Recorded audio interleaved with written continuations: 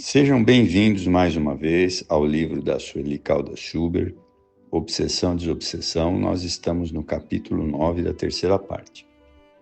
A terceira parte do capítulo 9 chama-se Ação do Mundo Espiritual. E aqui tem uma citação de Allan Kardec em A Gênesis.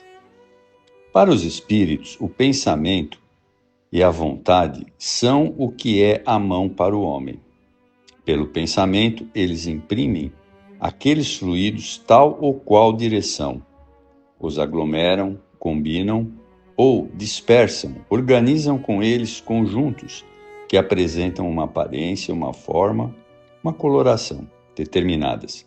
Mudam-lhes as propriedades, como um químico muda a dos gases ou de outros corpos, combinando-os segundo certas leis. É a grande oficina ou laboratório da vida espiritual. Então, aqui para resumir isso, o que nós fazemos aqui com as nossas mãos, por exemplo, eu quero construir uma mesa, eu preciso pegar madeira, prego, uma série de coisas para fazer essa madeira. Lá, os espíritos usam o pensamento e eles imprimem os fluidos do plano espiritual para moldar aquilo que eles querem, tá? Essa é a grande diferença. Então vamos começar aqui o capítulo. Quando nós encarnados chegamos à reunião mediúnica, já o ambiente espiritual está preparado de acordo com as tarefas programadas.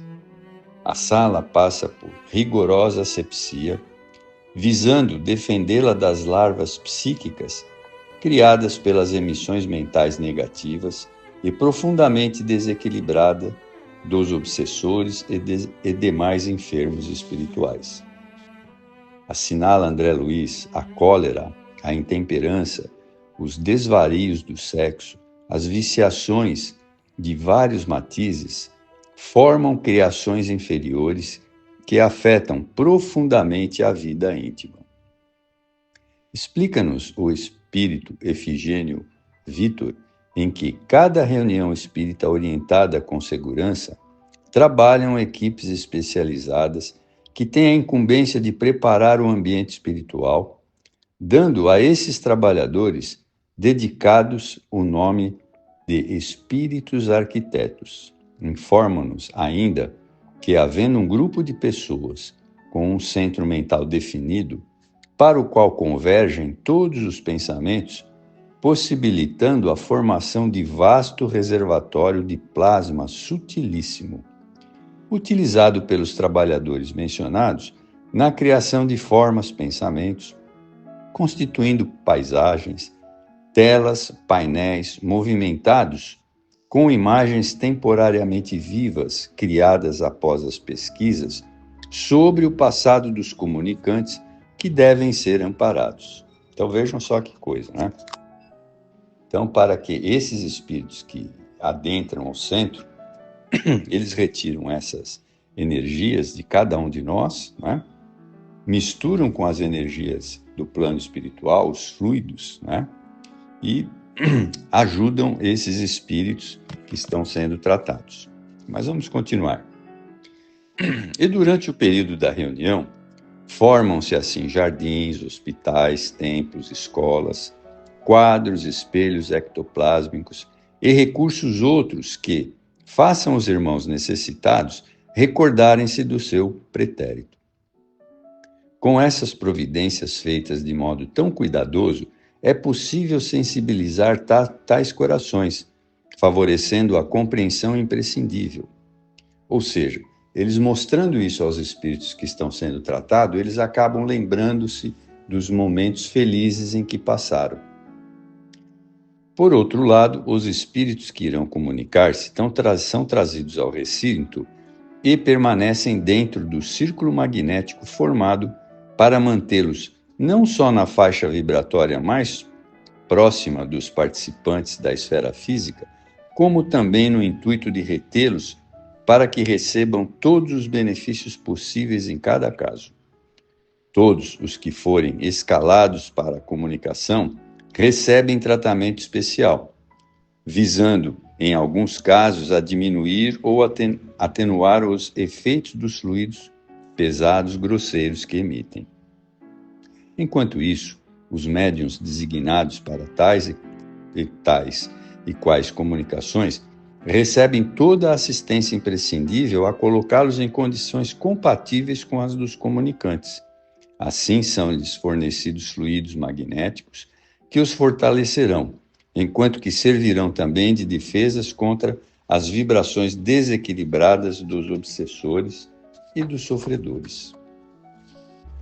Outro recurso adotado pelos trabalhadores espirituais nas reuniões, conforme foi explicado há anos pelo espírito Ivon Costa, é a transmissão das ocorrências das reuniões, quando se faz necessário, ampliando-se as vozes através de aparelhos análogos aos nossos amplificadores ou alto-falantes, para serem ouvidos na via pública, com a finalidade de atender às entidades espirituais sofredoras, perturbadas e perturbadoras.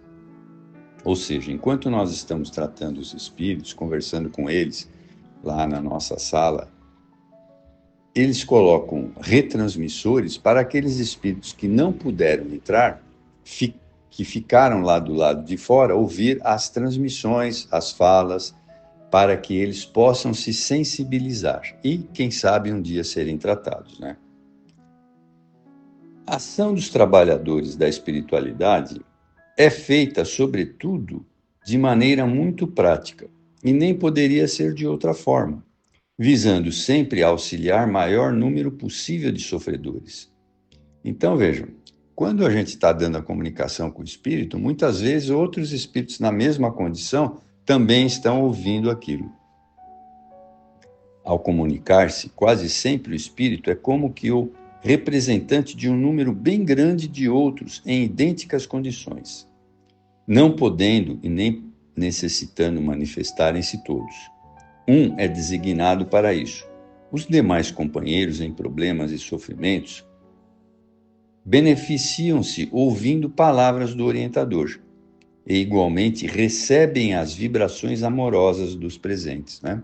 Então, tanto aqueles que estão na mesma situação e que são convidados a entrar para ouvirem as mesmas palavras, quanto aqueles que não podem entrar e ficam lá fora, né? Existem as duas coisas. Como exemplo do trabalho acima mencionado, apresentamos dois casos. O primeiro caso: certa noite na reunião de desobsessão, em que trabalhamos, comunicou-se um espírito que havia partido em plena juventude. Havia sido estudante de engenharia em Belo Horizonte e desencarnara dirigindo o seu automóvel. O prêmio que recebera ao ser aprovado no vestibular, quando voltava da universidade, onde cursava o primeiro ano. O doutrinador confortou e esclareceu o jovem com palavras repletas de carinho. O esclarecimento foi ouvido simultaneamente por um grupo de jovens presentes, todos desencarnados, na faixa etária entre 16 e 23 anos aproximadamente. A presença desse grupo foi presenciada por todos nós, o que motivou uma homogeneidade incomum de vibrações. Foi uma noite belíssima e de grande aproveitamento espiritual, em que a caridade e o amor iluminaram o ambiente. Segundo caso, certa ocasião, comunicaram-se 3 espíritos que tinham uma problemática em relação ao aborto. As comunicações, uma em seguida da outra, eram todas vinculadas ao assunto. A primeira delas foi a de um médico que, enquanto encarnado, dedicara-se a fazer abortos. Apresentou-se muito perturbado, perseguido por vários espíritos. Acusava a si mesmo de criminoso e sentia-se aterrorizado com os próprios atos. Estava arrependido, dizia sem cessar, e tinha muito medo dos que os perseguiam. O segundo comunicante foi uma mulher. Acusava o médico a quem perseguia, desejosa de vingar-se, explicou ter morrido em suas mãos, quando este tentava provocar-lhe a interrupção de uma gravidez. Estava atormentada pelo remorso dessa ação e pelo ódio que nutria pelo médico. Ambos foram esclarecidos e retiraram-se bastante reconfortados. A terceira entidade era também uma mulher. Veio para apoiar e estimular o nosso trabalho. Já possuía bastante conhecimento sobre a vida espiritual e trabalhava muito, principalmente ajudando a combater a ideia e a prática do aborto. Ela mesma, em sua última existência, havia cometido esse crime quando da gestação do seu sexto filho. Sendo pobre e lutando com dificuldades de toda ordem, ao engravidar pela sexta vez, desorientou-se e provocou o aborto, do qual se arrependera imediatamente. Jamais se perdoara e daí para frente sofreu duplamente, carregando o peso do remorso. Teve uma existência longa de muitas lutas e desencarnou após prolongar da moléstia.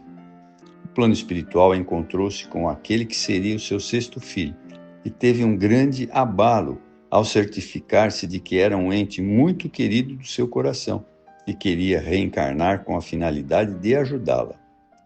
Ele a havia perdoado, mas ela, inconformada com o fato, não conseguira até então perdoar a si mesma. Dedicou-se por isto ao trabalho de preservação da vida, ao mesmo tempo em que faz parte de um grupo de atendentes ou enfermeiros dedicados a socorrer os que praticam esse delito e que fazem no remorso, no seu desespero. Estava conosco naquela noite acompanhando vários espíritos comprometidos por este mesmo tipo de crime. Foi um belo trabalho e, uma vez mais, emocionamo-nos ante as lições maravilhosas que recebemos nas reuniões de desobsessão. Bom, eu vou parar por aqui para não ficar muito longo, mas nós vamos continuar esse capítulo, tem mais um pedacinho, e eu espero que vocês tenham aproveitado bastante. Muito obrigado.